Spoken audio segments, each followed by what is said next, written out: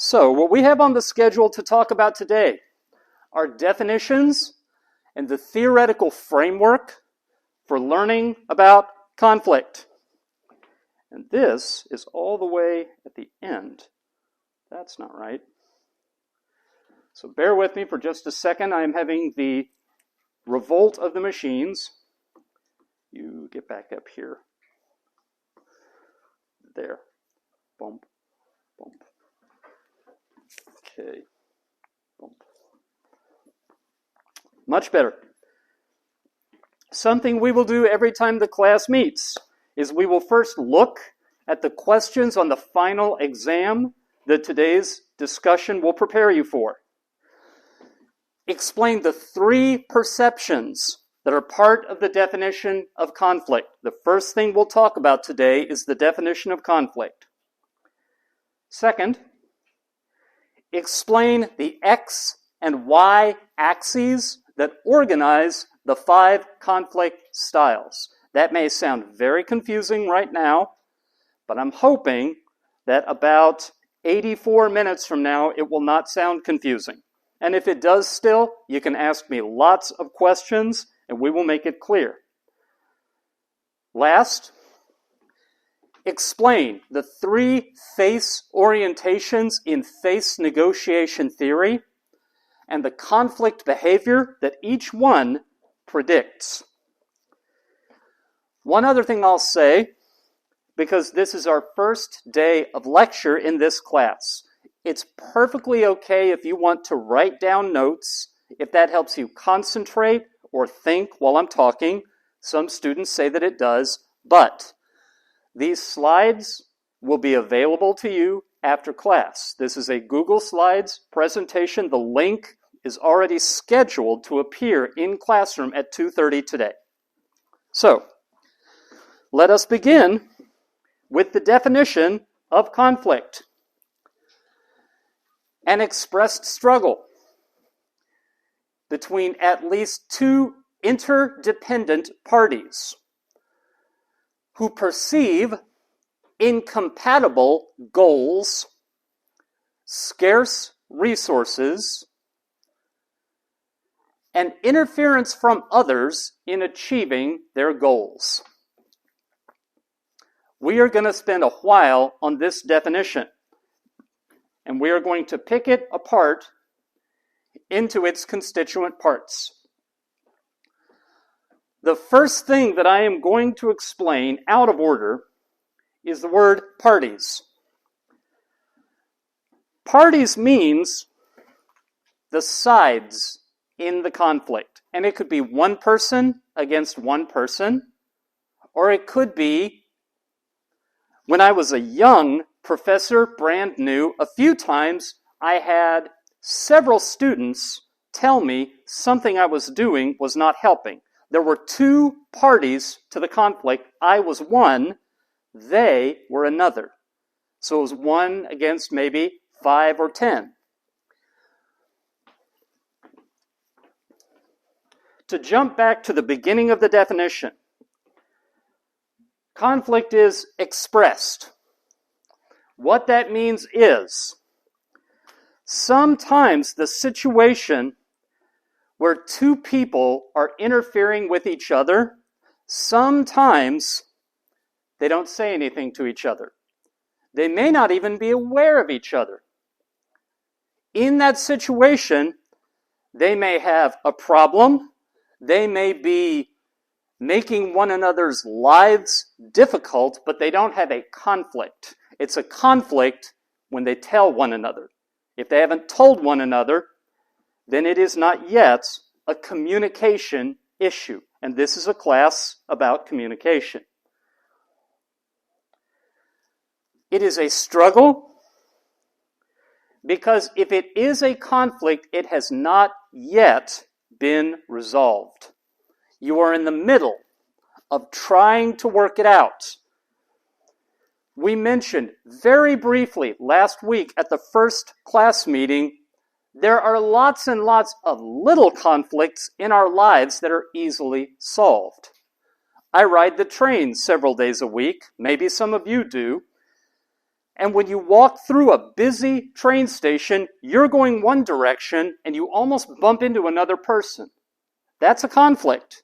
Now, it's only conflict for about 1 second because one of you or the other just gets out of the way. The kinds of conflicts we're talking about in this class, they're more complicated. They're not as easy to solve. People get stuck. So a conflict for our purpose is a struggle. There are not easy solutions. You may have tried the most obvious solutions you thought of, and none of them worked. So a conflict is a struggle. Third thing, at least 2. Now that means there can be more than 2 parties. There could be 3 parties. There could be 12 in really complicated conflict situations. Back in the United States, it's very common at colleges and at high schools for there to be sports teams that are a very, very big deal, that make a whole lot of money for the college, and sometimes even make money for the high school, although that's less common. Sometimes the teachers and the students are in conflict, and the parents are also in conflict, and that's a third party. And teams from other schools are in the conflict, and that's a fourth party.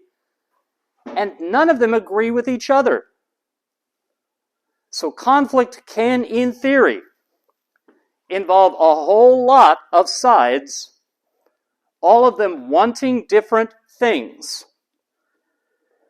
We will mostly in here talk about simpler conflicts that usually involve 2 parties. But if you stayed with conflict and studied it more, you would eventually learn about more complicated ones with lots of sides. This word, interdependent, may be the most important word in this definition. Conflict is made a lot more complicated by interdependence. Let me define it. You are interdependent with another human being when the thing you do affects them. The more it affects them, the more interdependent. And when they affect you in return. So, if I am in that busy train station and I almost bump into someone that I don't know at all, I've never seen them before, and they say to me, they call me a very rude name, and for 1 second my feelings are hurt. But they're a stranger. Yeah, it affected me, but then they're gone. They get on their train, I get on my train, I never see them again. Our interdependence is very low. But what if it's a member of my family who uses that very hurtful name with me? Our interdependence is much higher, and therefore the conflict is going to be harder to resolve. Very often, people see parents with children, and they'll see a parent doing something with their child that does not seem very wise. And if you have that opinion of someone who's out with their child, but they're a stranger, you have your opinion, maybe you even say something, but they can ignore it. But if it's a wife and a husband, and they don't agree on what to do with respect to the child, they are very interdependent. And that has to get resolved.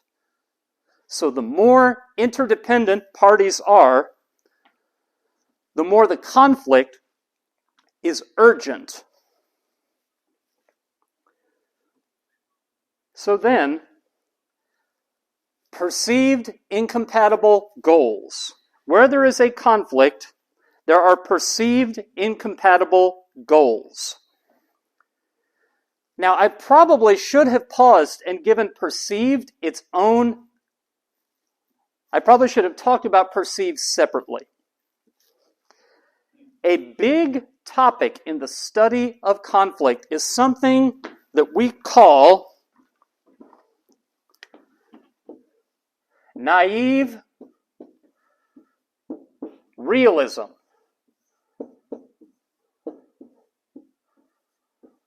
So let me define that really quickly, and that will help us with the word perceive. Very often, we observe something, we label it, and we don't stop to consider that it may look different to somebody else. I gave the example before. You see a parent and a child, and maybe the child is climbing a tree, and you think, that's dangerous. No, you perceive that it's dangerous, but to someone else, they might think that's a child playing, being active. Not being active is dangerous to them. It's good for the child's health, good for the child's confidence. The parent is nearby. The worst they could do is fall out of the tree and break an arm. That happens to kids. It's not that big of a deal. So when you say it's dangerous, you perceive that. They might see it differently. Another quick example. My mother will turn 90 next year. My sister-in-law, my brother's wife, is a wonderful, wonderful, smart woman. She will throw food away when it is past its prime, when they have had the food for a while and it's getting old.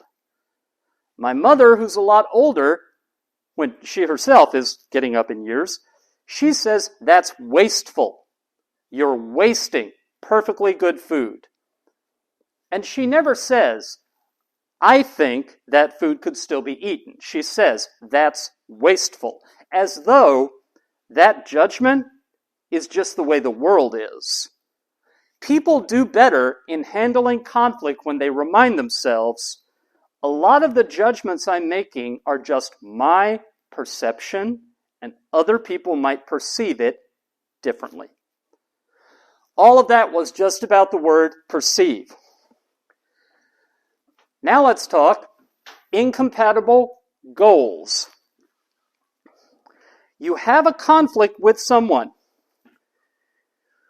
when the thing that you want to accomplish and the thing they want to accomplish, they can't both happen. Let's imagine tomorrow you've got a test in your most difficult class, and your goal tonight is to study and concentrate and get ready for that test. And you have a neighbor who tomorrow is auditioning for a part in an orchestra, and your neighbor plays the trumpet. And your neighbor needs to practice that trumpet nice and loud. You've got a goal. You want to study. You need it quiet. They've got a goal. They want that audition to go well. They need to play that trumpet loud. If they get their goal, they're going to ruin yours. If you get your goal, you're going to ruin theirs. Those are incompatible goals.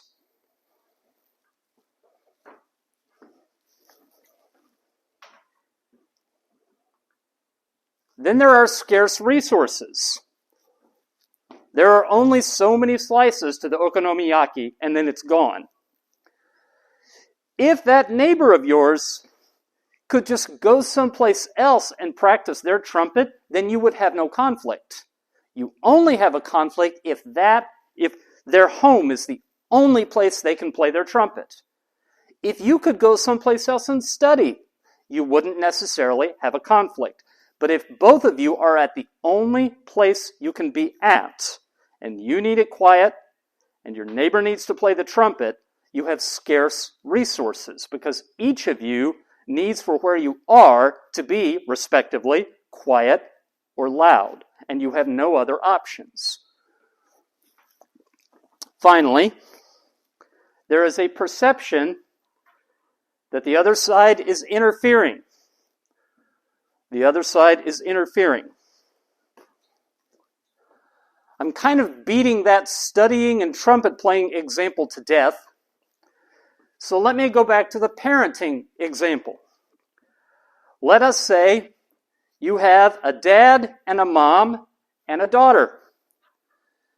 And dad wants the daughter to be ready for anything, brave, self-sufficient, tough, successful. And mom wants the daughter to be safe. And they perceive that those are not compatible. Now, they might actually be. Maybe being ready for anything is the way to be safe. And maybe being smart about safety is the way to be ready for anything. But if they perceive that those are incompatible, and they've only got one daughter, and each one perceives that the other one, in parenting their daughter, is undercutting the goal they think is important, then you have a conflict. So, the definition of conflict, the first essay question was explain the three perceptions that are part of that definition. Incompatible goals, scarce resources, interference from the other. This is the perfect moment. If anybody here is not feeling confident that you could explain it, this is a great moment for you to ask me questions. So I'm going to stand here for about a minute to see if anyone has a question that you want to ask. Yeah. So I have a question about perceived incompatible goals. Mm-hmm. So perceived, it means like maybe it can be solved by some kind of a discussion, but at the moment they have a conflict, they don't think that it can be solved, right? Am I right? So the question is, at the moment of conflict, they don't think it can be solved. The little change I would make to that explanation is I would say they think they've tried solving it, and every way they've tried so far hasn't worked. Now, in the research on conflict, very often, whether it's wives and husbands or whether it's coworkers in a business, they'll say, we can keep talking about this. The talk is helping. We will solve it eventually, but right now we have a conflict. So it can be a conflict even if you feel optimistic. Even if you think, I have a good relationship with this person, we can work through this. I have an example that happened to me in connection with the pandemic. Let me see if I can make this make sense. When the pandemic first happened at my college in the United States, we had to change which classrooms we used because we had to have everybody sit further apart. I had to teach in what amounted to it looked like a movie theater. And the room was mostly for the music students. And right before my class every day, they would have a choir come in and practice. Now, that movie theater didn't have one of these. It didn't have a projector or a screen, but I needed to teach class. So they brought in a big television on a cart. And they had Apple TV connected to it, and I could use my tablet and show my slides on that television. Well, I came in one day, choir practice had just finished, and I couldn't find the TV. And so I managed to teach class somehow, and I found out where they'd put the TV to get it out of their way, which is not where it was supposed to be. The next week I came, no TV. I looked where they put it the previous week, it wasn't there either. And I contacted the head of the music program and I said, 2 weeks in a row, this has happened. I know you and I can find a good solution together, but this can't continue. I have to have that TV there when I start class. And they emailed me back immediately and said, here are the things that we will do. will this work? And I said, it'll work great, thank you. But for those 2 weeks, I thought, we have a conflict. Okay, I appreciate that question. That was good. Anyone else have a question about the 3 perceptions in the definition of conflict?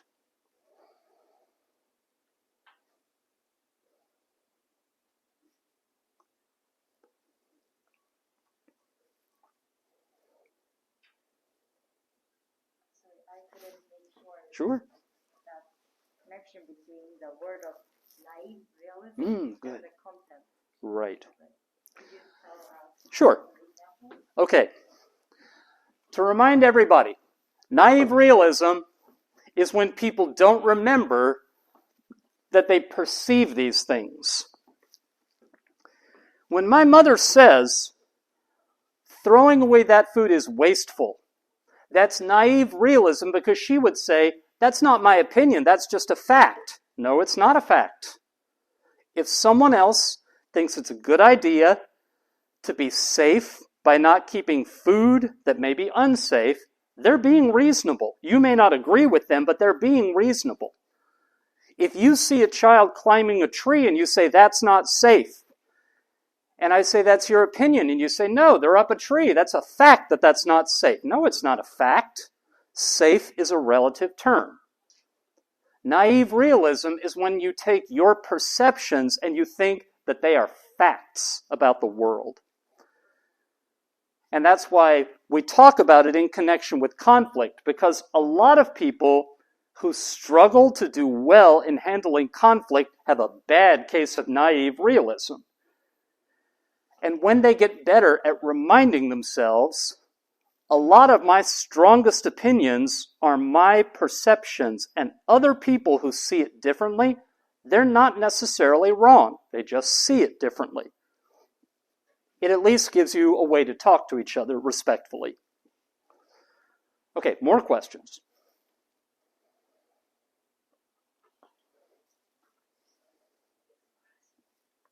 Yes, ma'am. Very good.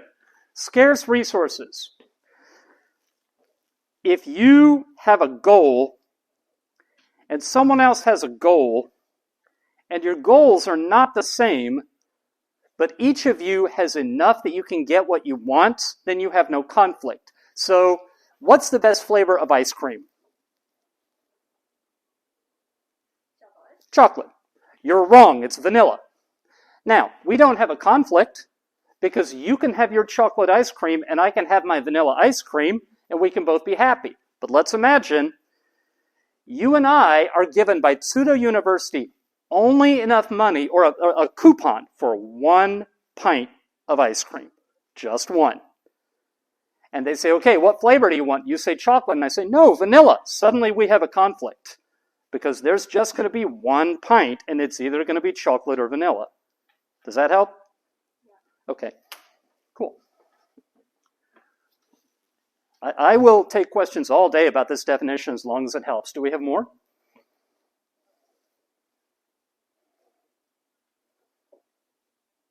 Okay. Let us then talk a bit about management. Now, you're going to swear this has nothing to do with conflict, but be patient. I'm going to tell you where some ideas came from. These are both professors of management, and I'm about to teach you something that's taught in business school. This is Robert Blake. This is Jane Mouton. He was a professor at the University of Texas in the United States. She was his star student. Years ago, they got a phone call from an oil company. And the oil company said, we have a lot of offshore oil drilling platforms. And some of them are very productive. They produce a lot of oil. Some of them are not productive. They don't produce nearly enough. We've checked the equipment. We think it might be a management problem. Would you go and visit the oil platforms and see if the problem is management? Blake and Mouton did, And when they came back and made their report to the oil company, they drew a chart. And one of the essay questions asks about the X and Y axis, and you're about to encounter them. We will start with the Y axis. On the Y axis, Blake and Mouton talked about how much oil the platforms were producing. There were some platforms that produced a ton of oil because the managers made absolutely every decision to maximize production of oil. They worked their workers very, very hard all the time. And Blake and Mouton said those kinds of managers are called, come on, what are you doing there? Produce or perish. Produce or perish. The only thing those managers cared about was pump out the oil. Pump out the oil as much as you can, as fast as you can. But there's a problem with that. If you work your workers that hard, they get very tired. And if you work them that hard, you may not pay enough attention to their safety.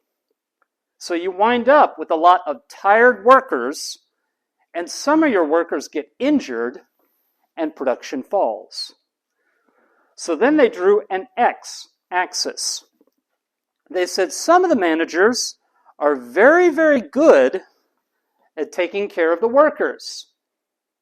They do everything. They check on safety equipment. They make the workers take breaks. They are excellent at taking care of the workers. Sometimes a little too good. They called those managers country club managers. The workers loved them. The workers sometimes felt like they didn't have to work very hard because their manager's top priority was, you need to be safe and well rested. And if they took that much care of the workers, the productivity started to fall. But if they pushed to pump out as much oil as possible, the workers' well-being would start to fall. And where Blake and Mouton wound up, there's one more before we get to the good stuff. They said you have a few managers who are way down here. They don't take good care of their workers. They also don't produce very much oil. They called them impoverished managers, which is a 4-syllable long way of saying bad. They're just ineffective. They should not be managers. They're terrible at it. You should fire them. But they said most of your managers are actually right there. Middle of the road. They produce a lot of oil for a while. Then they realize their workers are getting tired, so they take care of their workers for a while. And they do about a halfway job of both. So they produce some oil. They take some steps to care for their workers. They're not as good with the workers as the country club managers. And they're not as good at producing oil as the produce or perish managers. Finally, they said, it is possible. You have a few managers who do this. They take the best care possible of their workers, and they produce the most oil possible. And here's how they do it. They do it like the coach of a really good sports team. They find out what each worker's really good at, and they put that worker to work doing that job. They then give really good encouragement talks, pep talks, to the workers, so the workers feel proud of the work that they do. So they feel invested. If I do this work well, it looks good on me. I can feel proud of the work I do. The managers who did that produced the most oil, but had the happiest workers, and Blake and Mouton named them and named their theory human resources. Today, in English-speaking countries, it's almost universal that the department that hires new employees is called human resources. The term was invented by Blake and Mouton. This has been a mini lecture from a management class which you did not sign up for. And you might be thinking, okay, what the heck? They did all this work in 1965. In 1975, Kenneth Thomas and Ralph Kilman at the University of Pittsburgh, they looked at that exact chart you were just looking at, and they said, this is also how we handle conflict. They took the X and Y axis again. You remember, this was producing oil. This was taking care of your employees. Thomas and Kilman said, this is getting what you want. This is taking care of the relationship with the other person. So they called the Y-axis, well, this, by the way, these are the 5 conflict styles. Conflict style number 1 is fighting. You go into the conflict to get what you want. So if you do have to study for that test, you yell at your neighbor and you threaten your neighbor until your neighbor puts their trumpet away. You're only there to get what you want. Down here at the end, this end, if what you want is to get along, to really get along well with the other person in the conflict, they call that yielding. The minute the other party to the conflict says there's a problem, there's something you're doing that makes a problem for them, you stop. You give in every time.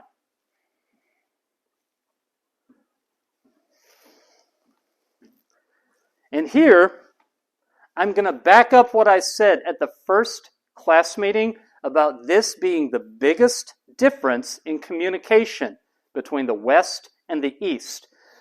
Because you might remember Blake and Mouton said the manager down here, impoverished, who wasn't good at producing oil, wasn't good at taking care of their employees, was just bad. Well, among conflict styles, Thomas and Kilman said this is avoidance. You just rearrange your life to where there's no conflict. And that, said Thomas and Kilman, is bad. Now, it's very well documented. There's a lot of research. That is culturally distorted. In Japan and other places in Asia as well, avoidance is regarded as mature, as effective, as wise. I quickly mentioned last week that I was talking to a colleague at lunch right before I came and taught this class.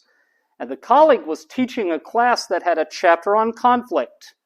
And the colleague said, I didn't bother with that chapter because the Japanese just avoid conflict.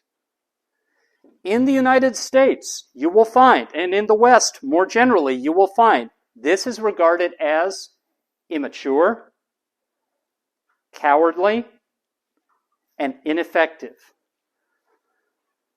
Now, don't misunderstand me. I am not on the side of the United States or the West more generally. We're going to get to that in about 5 more minutes.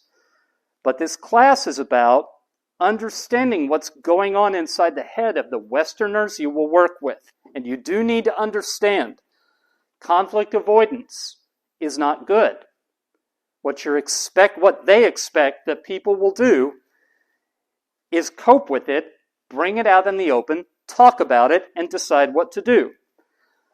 Okay, that's enough about avoidance. When we were talking about oil production, we said most managers do about a halfway job of taking care of their people and about a halfway job of producing a lot of oil. We said they were right here and we called them middle of the road. In conflict style, that position is called compromising. The definition of a compromise, you give something up, they give something up. So you talk to your neighbor and say, I have a very difficult test tomorrow.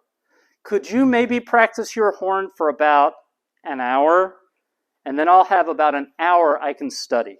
What you really wanted was the whole evening. What they wanted was the whole evening. But if you both give something up, then you both have an outcome you can live with. It's not what either of you wanted, but better than nothing.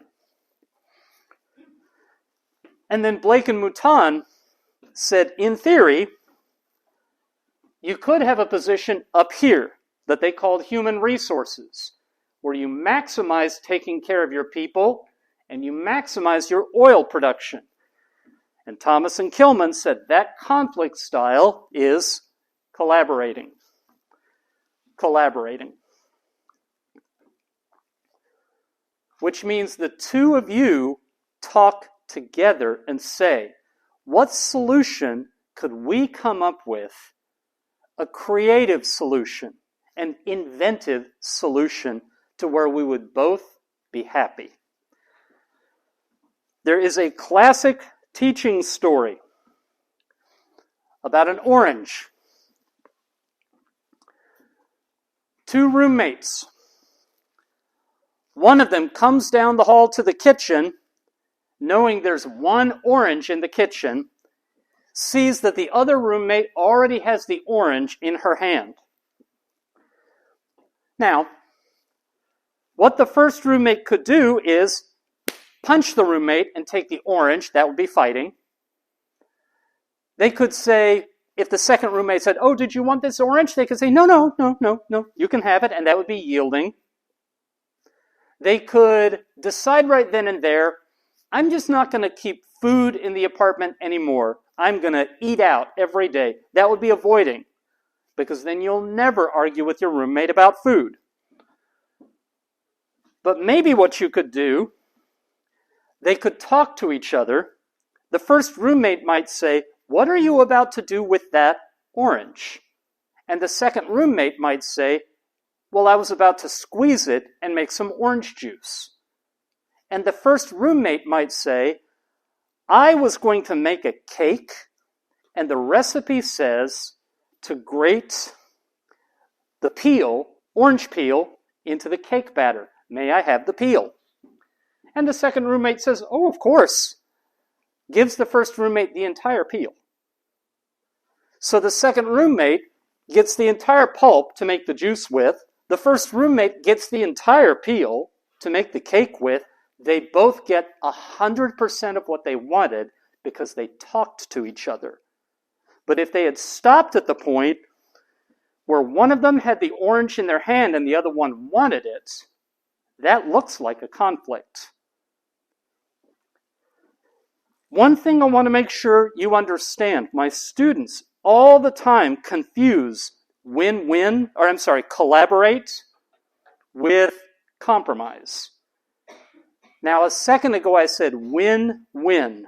Win-win is a term often used for collaborating, because if one roommate wants the pulp and the other one wants the peel and they both get absolutely everything they wanted, they both won. Neither side lost. So we call that a win-win. It is different from a compromise. This would have been the compromise. If the second roommate said, oh, did you want the orange? And the first one said, I did want the orange. And the second roommate said, well, okay, and pulled a knife out of the drawer and thunk, and handed them half the orange. That's a compromise. They both get half. And the first roommate's going to throw away half of the pulp, and the second roommate's going to throw away half of the peel. Now, nobody is saying that you can always, in every conflict, arrive at a win-win solution. What the research tells us is it's almost always worth trying. And here, I realize I probably should have put one more slide in the presentation, but I think I can do this without a slide. The terms we use for how you try to collaborate are you separate your positions from your interests. Positions from interests. Let me real quick use the other side of the board with a marker that might work a little better. Yeah, that looks good. Positions from interests. And to repeat what I said before, you collaborate by separating your positions from your interests. Let me define both terms. Your position is what you want. I want the orange. No, I want the orange. Your interest is why you want it. The reason why you have the position you have. When they talked to each other and they found out one was going to make juice, that's their interest. And the other one's going to use the peel to make cake batter, that's their interest. Those interests can very easily both be met. But the position, I want the orange, I want the orange. Well, there's only one orange. There's another teaching example. Two grumpy old men sitting in a coffee house. One of the grumpy old men goes and starts to open a window. The second grumpy old man says, "Keep that window shut!"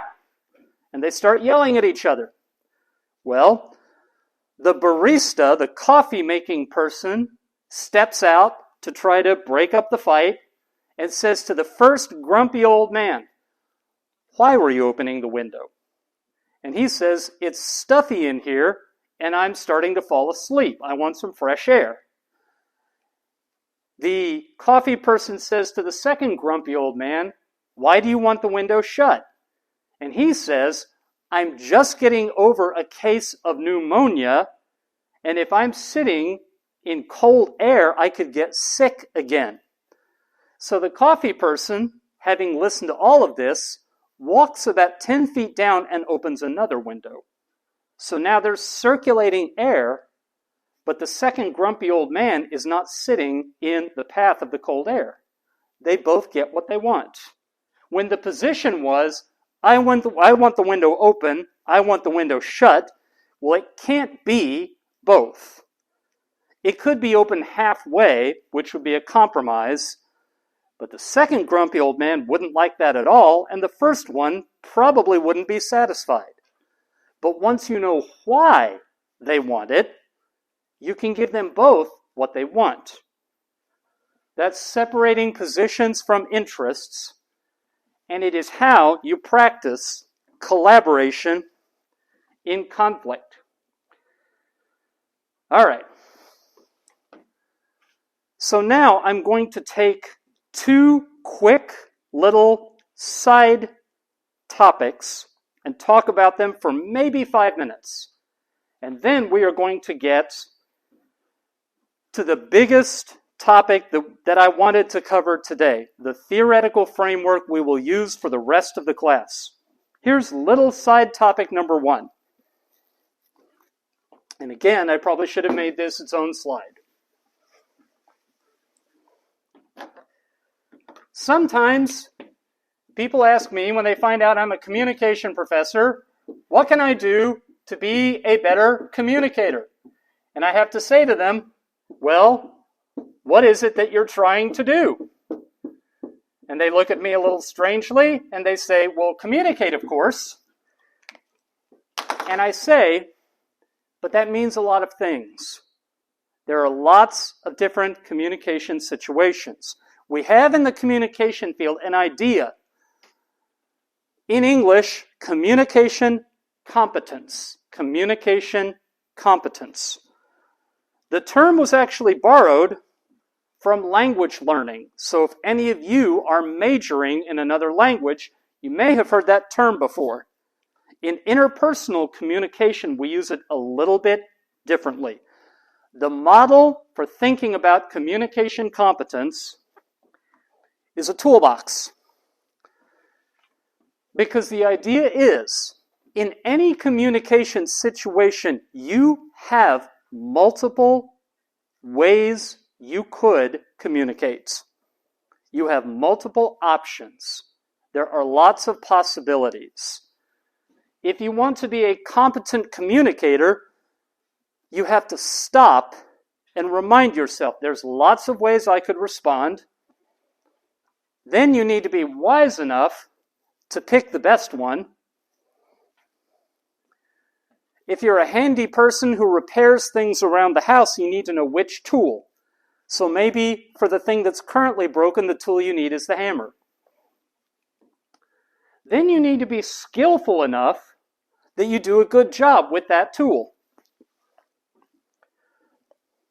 Sometimes in a communication situation, the best response might be to listen. The best response might be to speak up. The best response might be a joke. The best response might be to be firm and assertive. Lots of possibilities. When you have the wisdom to say, in this situation, this is probably the best response. Here I should make a joke, and if we all laugh together, it'll break the tension. Well, that doesn't do you a lot of good if you're not good at telling jokes.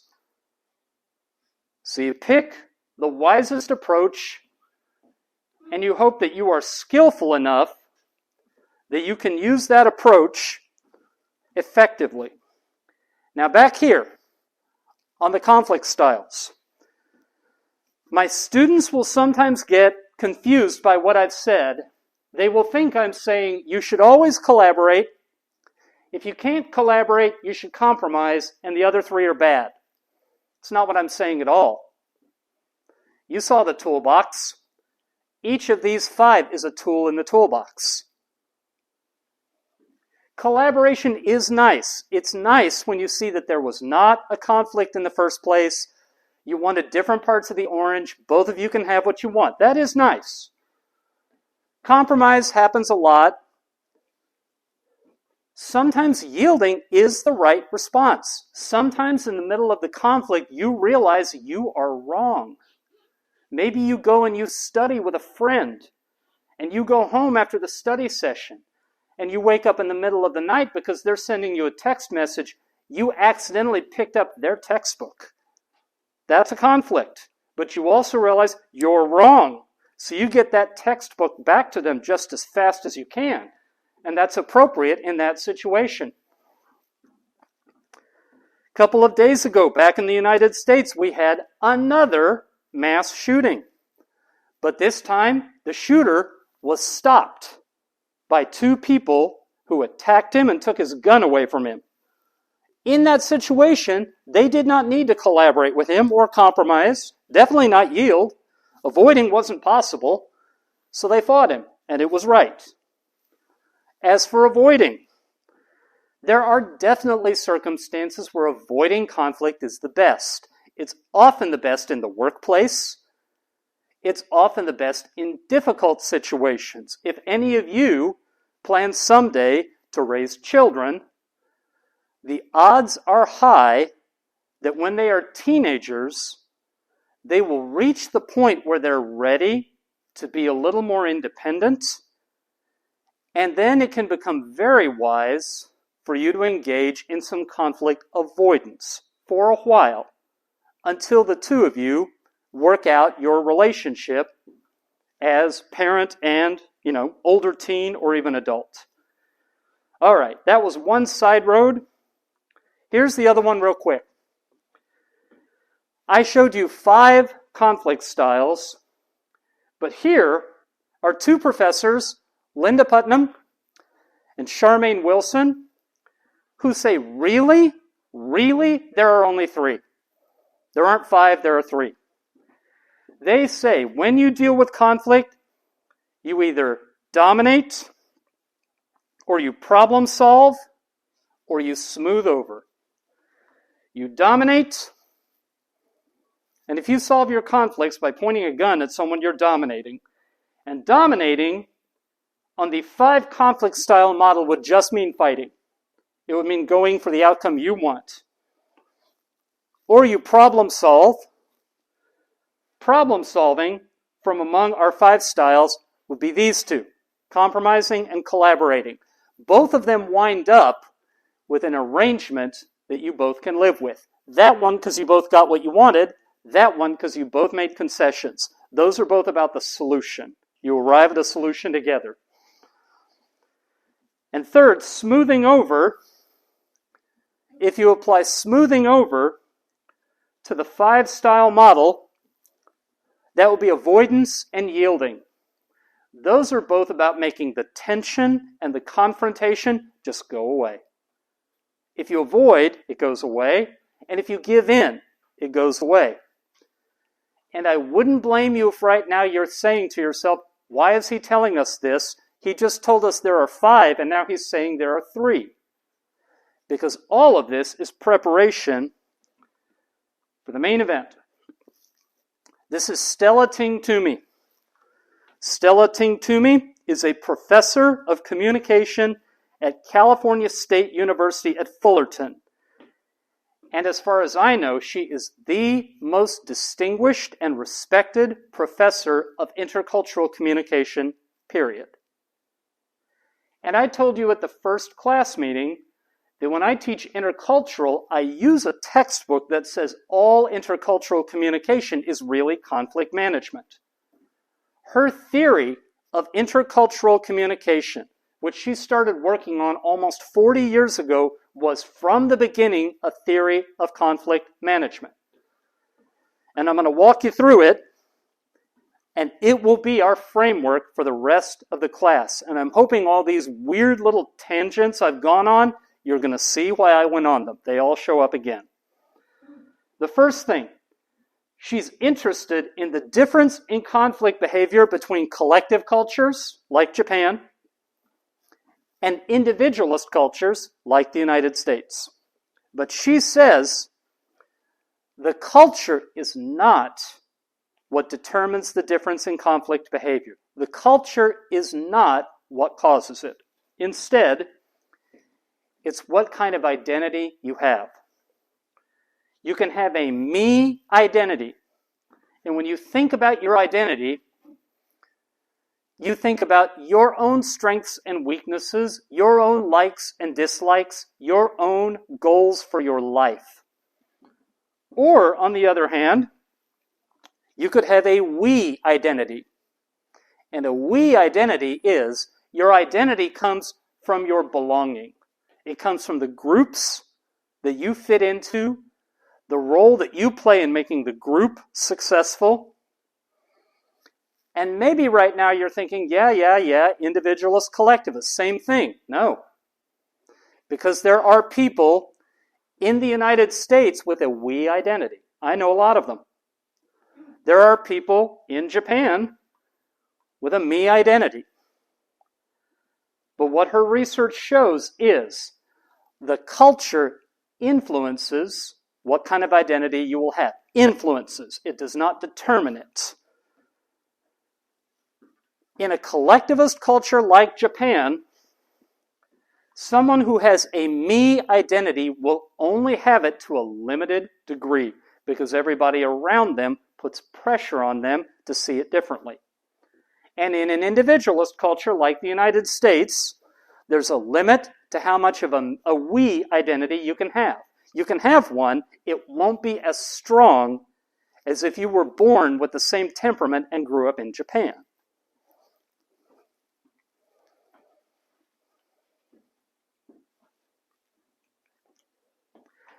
Her model and her data show how people behave in conflict situations has more to do with their identity than what country they're from. So the culture influences only indirectly, not directly. And I had one more little thought. Every time I teach this pops up in my head. The United States is most people's easiest example of an individualist culture, and Japan is the easy example of a collectivist culture. But when you look at the sports that are not even most popular, the sports that define the national character, the sport that's the American pastime is baseball, and it's a team sport. And the sport that is the Japanese cultural gift to the world is sumo. And I can't think of a more individualist sport than sumo. All right. Ting Toomey's theory is called face negotiation. Face negotiation. So real quick, to share a definition of face. It's a concept you've lived with all your life, I'm positive. In the United States, we did not have it in our social science until we had learned about it from people in Asia. So I'm defining it so that we have a common definition. Face is how you want other people to think of you when you interact. You want other people to think that you're nice and polite and kind, that's your face. You want them to think that you're smart and a hard worker, that's part of your face. The choices we make when we communicate are about building and maintaining our face. And face is most likely to be threatened in one of two situations. One of them is when something embarrassing happens. And the other one is in conflict. There are two orientations to face. There is self-face, where you put in a lot of work to earn other people's perception of you in a certain way. So I spent hours preparing my lessons and coming and teaching all of you, hoping that the face I present to you will be someone who is prepared, someone who is informed, knows his subject matter. I put a lot of effort into designing my classes, hoping that I will earn from you the perception that I am fair, that I think about what you need in order to learn. That's all self-face concern. That's one orientation. There are three of them. Here's the second one. Other face. Other face. Other face, what that refers to is when you can tell how other people want to be perceived and you give them that. You make them comfortable, you include them, you build up their face, you don't mention topics that might embarrass them. You do lots of things considering the possibility, if I say this or do this, it might undermine their face. And then the third and final face orientation is mutual face. Mutual face primarily means you and at least one other person as a group in a relationship. What kind of face does the group have? If you're married, it might be you and your husband. If you're a family, it might be your household. If you're on a sports team, it might be, I want this team to be thought of as a team that plays fair, treats our opponents with respect, and that's your mutual face, a face all of you share.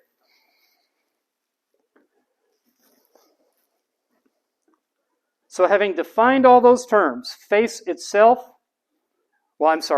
individualist, collectivist, me identity, we identity, and self, other, and mutual face, let me point out one more thing before we go back to that X and Y axis, because we're about to go back there. People who have a me identity spend more time, they put more of their attention into self-face. They are more likely to work to try to present themselves in a way that other people will perceive them positively. People with a we identity, like the volleyball team picture, they are more likely to have an other face orientation. So they think about the roles that their teammates play, and they find ways to praise their teammates for doing a good job. They stay away from situations where their teammate might be embarrassed. Both people with a me identity and a we identity at times are concerned with mutual face. That's common to both situations. So now back we go to the X and Y axis. The first time I showed you this was producing oil, the Y axis. This was taking care of the employees. The second time I showed you this, that was getting what you want. This was taking care of the relationship. Can anyone guess what the axes are going to be now?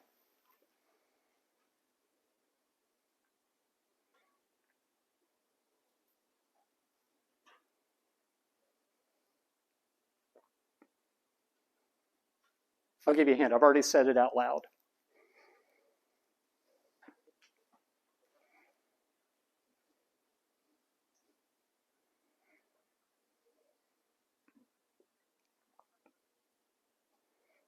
In which kind of situation of this kind? Generally in conflict situations.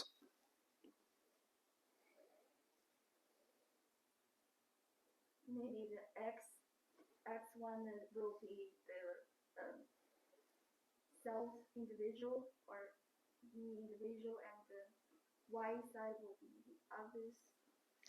You got the two, but you got them flipped.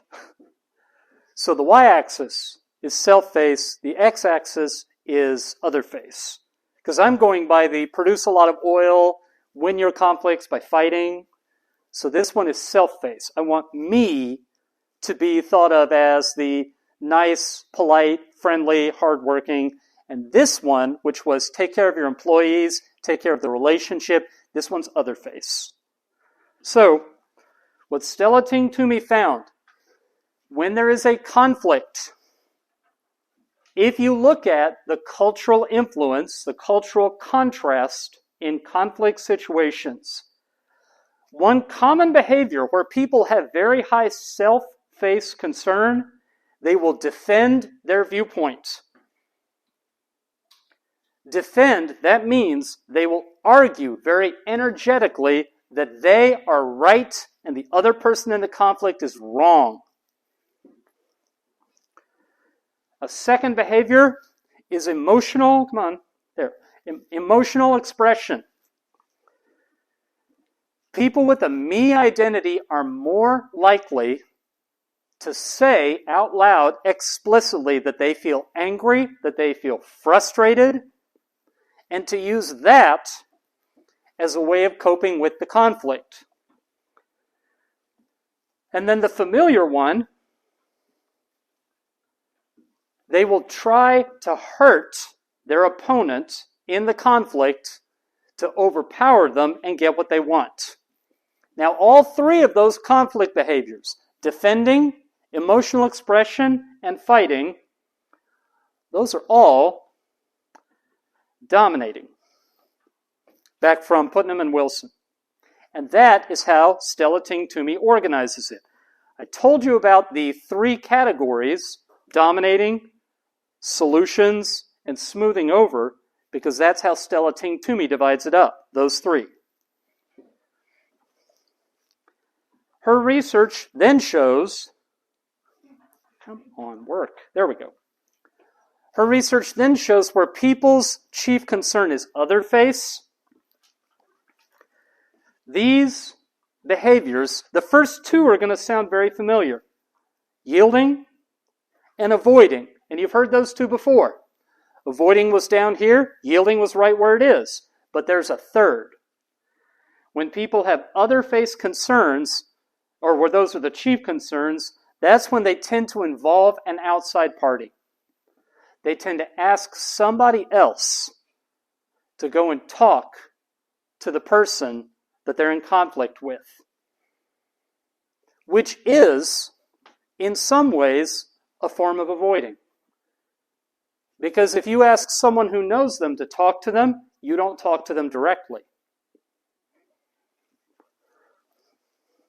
One thing I've always found kind of wonderfully fascinating about this part of Ting Toomey's model, she said, actually, people in collective cultures like to involve an outsider But so do people in individualist cultures a lot of times. The difference is, in collectivist cultures, you're likely to pick an outsider that both sides know and respect.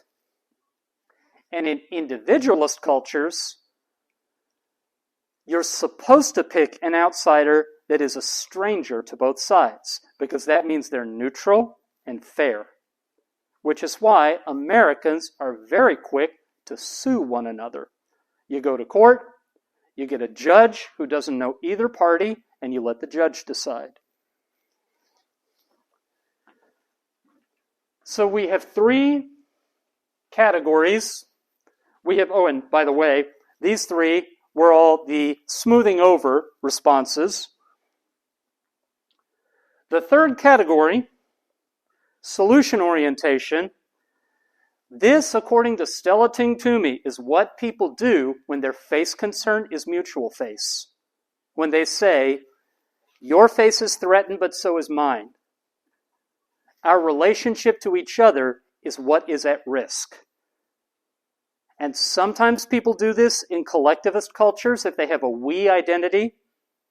Sometimes people do this if they have a me identity. Even people with a me identity know they need healthy relationships. And here are the behaviors, the solution-oriented behaviors, that are predicted by a mutual face orientation. There is apologizing. Apologizing is about restoring and strengthening that relationship. There is private talk, making the decision to continue the conversation about the conflict in private, in circumstances where it was happening in public. Obviously, if you're avoiding, you don't talk about it in public or in private. And if you're fighting, defending, or expressing emotion, those are commonly done in public because you're dominating them. Then, there is the deliberate decision to remain calm, to try to regain your composure.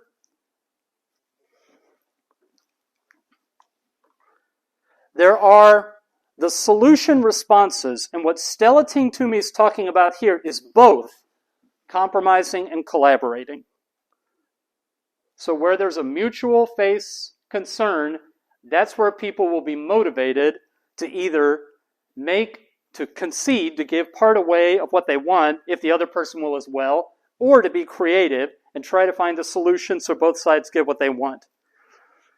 And last, expressing respect for the other party to the conflict. That has the same function as apologizing. It's about trying to strengthen the relationship, understanding that you need it. And all of those, from Putnam and Wilson's three categories, all of those are the solution responses. All right.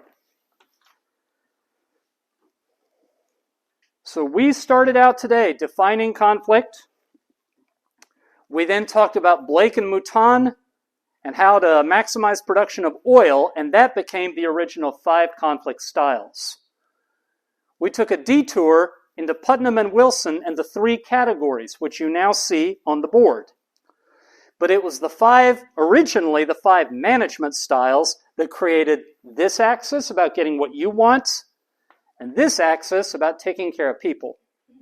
That also showed up in the original conflict styles, and it shows up in Ting Toomey's face negotiation model, which is where we wind up, and that is the theoretical model for the class. So real quick, the 3 perceptions that are part of the definition of conflict. We had a good little break and several questions about the definition of conflict, and I haven't taken a break for questions since then. If you thought of a question about this, we have at least 15 minutes left in class. So I'm going to stand here while you think about that definition for a second.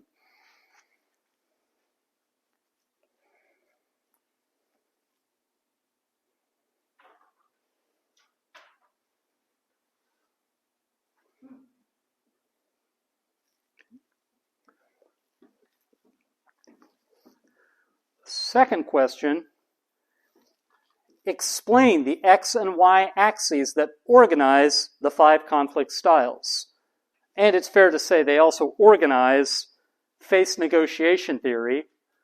They just don't do it as clearly. It's very clear when you see the 5 styles on the board what the axes mean.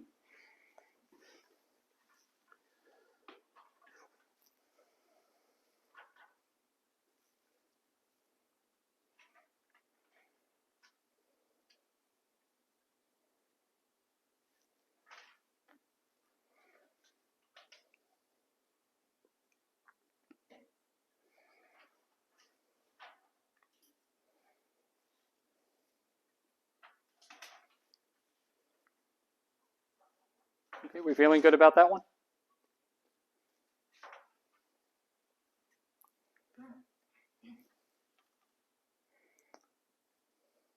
We can definitely come back if you need to, but the last one. The 3 face orientations in face negotiation theory and the conflict behavior that each one predicts. That was where we got to by the very end of class. If you drew that question on the final exam, what would you need for me to explain today or next week, if you think of a question between now and next week, to where you were really confident you could do a good job on this?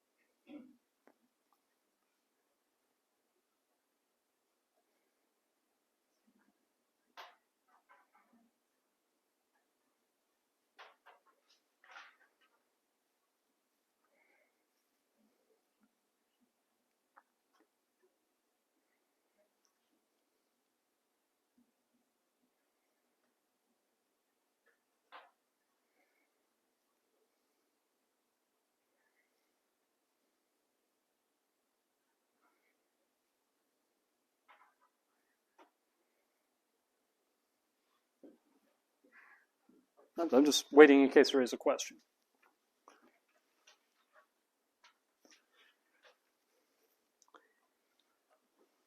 Let me then give you a minute or two long pep talk about the 2 assignments other than the final exam. There's You Be the Judge, and there's the project. The project is where you take a conflict. It'd be great if it's a conflict happening now, because I think it would help you the most. But it could be a conflict you were in the past. And the instructions say you're to have the conflict picked by the start of class week 3, which means you need to make a Google document, share it with me, and if you get confused about how to share it, I can help you with that. But pick the conflict that you either are in or have been in. We defined conflict this week. And then you're going to watch for a couple of times that we take an idea in class and you could apply it to that conflict. And it could be some of what we talked about today with the conflict styles. You could get your second paragraph knocked out or taken care of. You could write your second paragraph if you see an application of anything we talked about today. The other one, the You Be the Judge, you've got enough of the beginning ideas of conflict social science that if you want to start reading those columns, you'll find examples of avoidance and yielding. And that's all you got to do is find a good example in one of those columns, and that assignment is taken care of. So you have everything you need to start that work. Okay. Today is a holiday, and yet you had to come to class anyway. And you had to deal with the holiday schedule on the trains and the delightful weather, and you made it. And I am proud of you. And because of that, I am tempted to give you as a present the last 10 minutes of class, as in, dismiss class and you can have a Coke and a smile before your next class. Does that sound good? Now people are nodding. Yes, we will do it then. Oh, one thing I frequently forget, but I'm not forgetting it today, because occasionally my memory reasserts itself. At the end of class, I may have to do it from memory today. That's not what I want. Bear with me for a couple of more seconds. I am going to get this to work. There it is. I am going to send you out into the world having blessed you. Still don't have it memorized. One of these days. Shuga anata o shukufuku shi anata o mamoreremasu.